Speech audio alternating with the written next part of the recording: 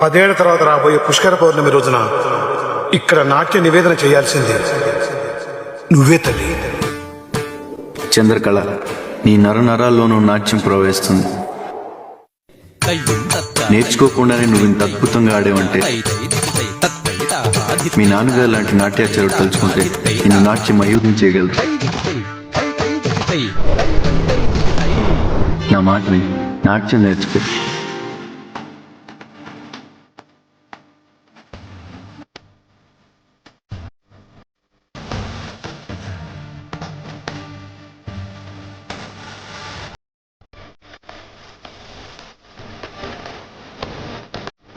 ఎవరు నువ్వు?